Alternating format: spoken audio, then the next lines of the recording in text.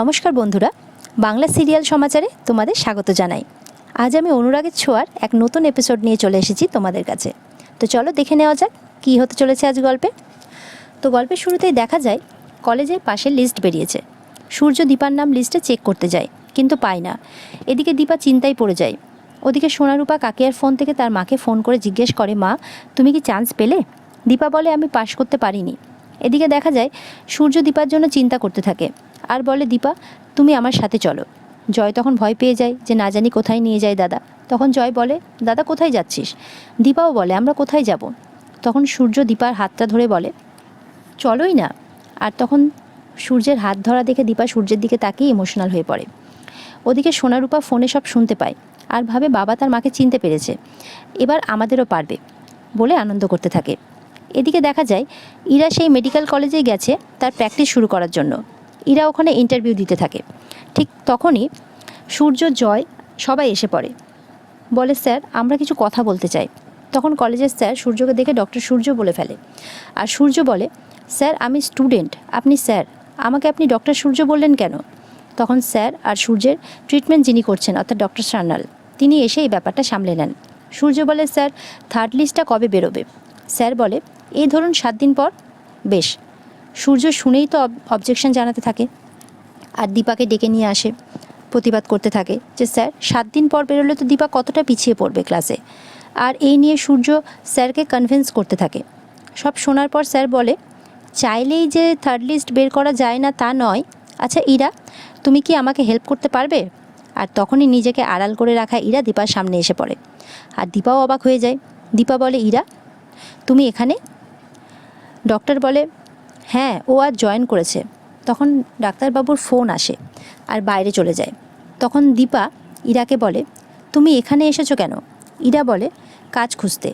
দীপা বলে, তোমার কাজের কি দরকার? সেনগুপ্ত বাড়িতে থেকে তো তোমার সব দায়িত্ব নেওয়া হয়েছে। ইরা বলে, তবুও। দীপা বলে, না তোমাকে ভরসা করা যায় না। তুমি একজন বাইরের ছেলেকে নিজের দাদা সাজিয়ে এনেছিলে, তো কোনো মতেই তোমাকে ভরসা করা যায় না। আর শহরের এতগুলো মেডিকেল কলেজ থাকতে তুমি এই কলেজেই কেন? কিসের জন্য এসেছো? কী উদ্দেশ্য নিয়ে এসেছো তুমি? তখন ডক্টর সান্যাল বলেন, তুমি যে এখানে এসেছো তুমি আমাকে একবারও জানিয়েছো? দীপা তখন ডক্টর সান্যালকে সব বলে। ইরা তখন বলে, কি জানাবো? আপনারাও যে এখানে এসেছেন, দীপাদিও এখানে এসেছে, সূর্যও এখানে এসেছে। দীপাদি এই বয়সে এখানে ডাক্তারি পড়তে এসেছে। তো আপনারাও তো কেউ আমাকে কোনো কিছু জানাননি, তাহলে আমি কেন জানাবো? আর আমি আমার হাজব্যান্ডের কাছে থাকবো বলে এসেছি। আমি সূর্যকে বাঁচিয়েছি, সবার সাথে অনেক কোঅপারেট করেছি আমি। দীপা বলে, কেন? তোমাকে কেন বারণ করা হচ্ছে সেটা তোমাকে নতুন করে বলে দিতে হবে? ইরা বলে, আমি যা করেছি আমার হাজব্যান্ডের জন্য করেছি। তুমিও তো করেছো। কেন করেছো? কে হন উনি তোমার? তোমাদের তো ডিভোর্স হয়ে গেছে। সূর্য তোমার প্রাক্তন আর আমার বর্তমান। এই সব শুনে দীপা ভেঙে পড়ে, কান্নাকাটি করতে থাকে আর বলে, ইরা যাই বলে বলুক। মনে মনে ভাবতে থাকে যে ইরা যাই বলে বলুক, ডাক্তারবাবু সুস্থ হওয়া অবধি আমাকে এসব করতেই হবে। আর ভগবানের কাছে একটা সুযোগ চাইতে থাকে। আর তখন কলেজের স্যার আসেন আর বলেন, তুমি কেঁদো না, আমরা চেষ্টা করছি লিস্টটা যত তাড়াতাড়ি বের করা যায়। সম্ভবত থার্ড লিস্টটা একটু পরেই বেরিয়ে পড়বে। আর তখন দীপা আর ডক্টর সান্যাল সেখান থেকে চলে যান। বাইরে সূর্য চিন্তা করতে থাকে, জয়ও থাকে সঙ্গে। তখন ইরাকে দেখে বলে যে, আপনি এখানে? ডক্টর সূর্য বলতে থাকে। তখন ইরা বলে যে, হ্যাঁ আমি এখানে একটা চাকরির জন্য এসেছিলাম, জয়েন করতে এসেছি এবং আমি জয়েনও করেছি টিচার ইনচার্জের পদে। এই বলে ইরা ওখান থেকে তাড়াতাড়ি করে চলে যায়। এবার কলেজে এদিকে থার্ড লিস্ট রেডি হওয়ার কাজ শুরু হয়ে গেছে এবং থার্ড লিস্ট রেডি হওয়ার কাজ শুরু হতে দেখে সূর্য খুব খুশি এবং সেটা পাবলিশও করে দেওয়া হয়, থার্ড লিস্ট দিয়ে দেওয়া হয়। তখন সূর্য দৌড়ে দেখতে চায় থার্ড লিস্ট এবং দীপাকে বলতে থাকে, hope for the best Dipa. আর লিস্ট দেখার জন্য ছটপট করতে থাকে। তখন ভিড়ে ধাক্কাধাক্কি হয় এবং দীপার ধাক্কা লেগে যায়। দীপাকে তখন বাঁচাতে যায় সূর্য আর দীপার হয়ে লড়তে থাকে বাকি স্টুডেন্টদের সাথে। বাকি স্টুডেন্টসরা বলতে থাকে সূর্যকে, তুই কে সিনিয়র সিটিজেন?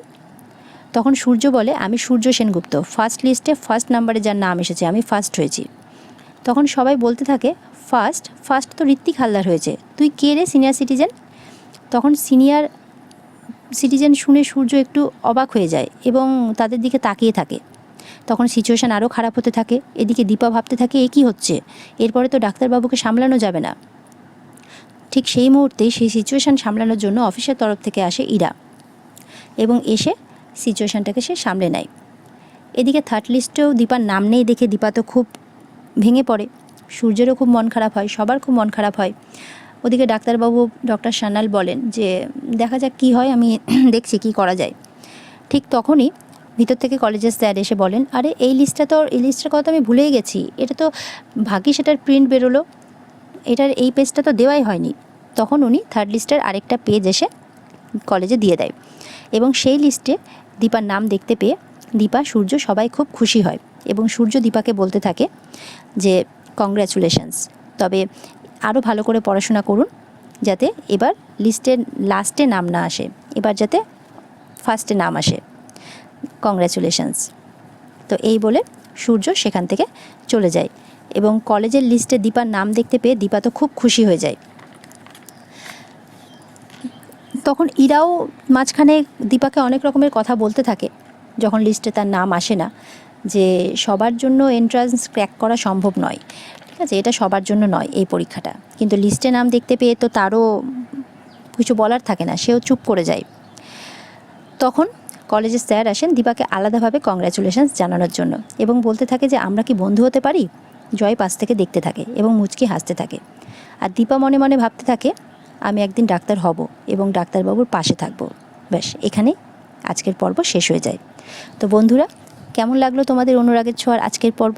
ভালো লাগলে প্লিজ আমাকে কমেন্ট করে জানিও, আর আমার ভিডিওটাকে লাইক আর সাবস্ক্রাইব করতে ভুলো না যেন। ঠিক আছে, আজকের জন্য নমস্কার, টাটা, ভালো থেকো।